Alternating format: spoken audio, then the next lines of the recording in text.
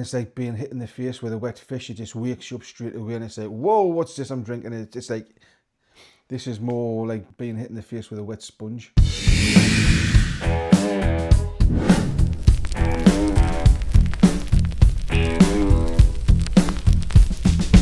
Alright guys, so I've been looking forward to doing this one. This is Pursuit United Double Oak Rye. Double Oaked Rye. Get me words right. This is fairly new to the UK. Only came out in the last couple of months, I think. Had it a little while, but yeah, I am a sucker for a double oaked rye product. I do like double oaked products and I do like ryes, so I'm really looking forward to this one. Let's get into it and see what's what. That bit of a pop. What we got? That was disappointing. I was expecting a much better pop with that, but never mind. Okay, the pour. Decent pour. Oh, sorry for the clank in there. Trying to stop dribble. Safety first. Right. Pursuit United. Like I say, I've been looking forward to this. I mean, the colour on it is just... And on the front of that, all I'm getting is just really a lot of alcohol. Now, I know I should be getting some things, but I don't know whether I just need to leave it to open up or whether it's just because it is just a fresh pop.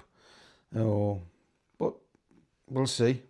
Get the usual sort of cinnamon, cloves, ethanol coming off it.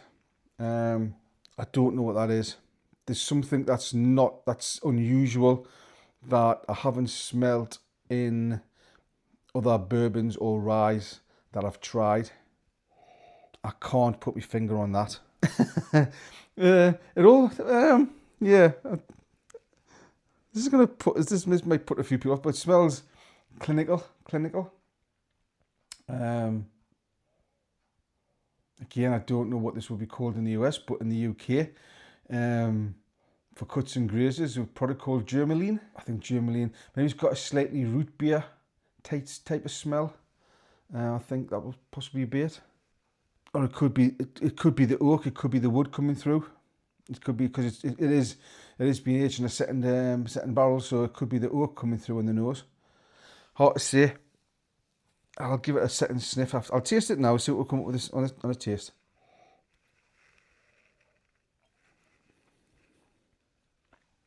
Definitely getting that rye heat. Again, there's something I can't put my finger on. Butter, brown sugar possibly. I wouldn't necessarily say it was creamy, but it does coat the inside of your mouth. Leather. It's like a leathery taste to it. I really wanted to love this a lot. I was really expecting a lot better out of this. I was really, like I say, whether it's just my taste buds on first sniff and first taste, it's not blowing me away. It's not.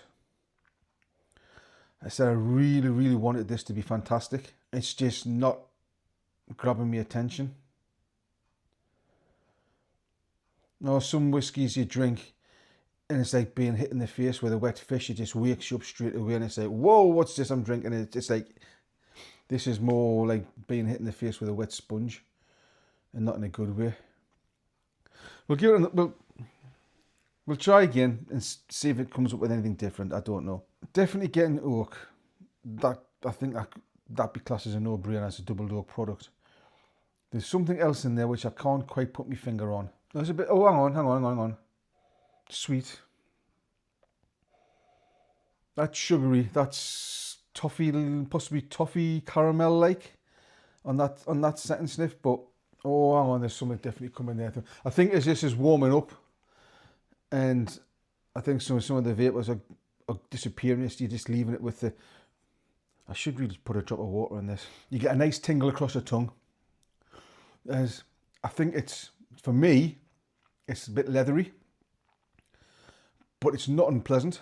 Possibly a little bit of butter in there as well. There's a sweetness, and I can't quite put what the sweetness is. I can't quite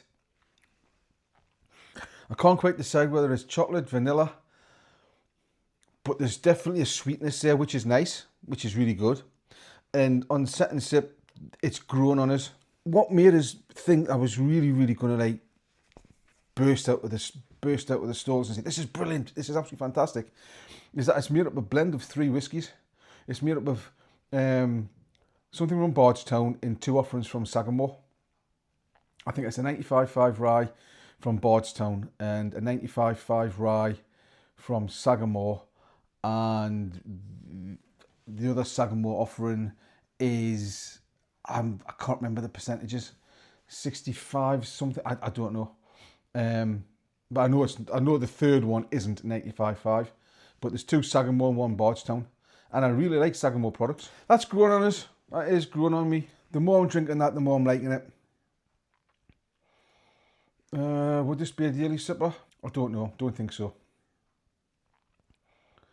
Might save this for times when I want something a little bit different, something I know I'm going to enjoy, because I wasn't particularly complimentary at the beginning there, but the more I've drank, the more it's grown on me. I'm still tasting. I'm starting to get a little bit of cherry there now, as it's kind of starting to, as I've taken a deep breath there, and it's started to just sort of like dissipate a little bit in my mouth. I'm starting to get a little bit of cherry,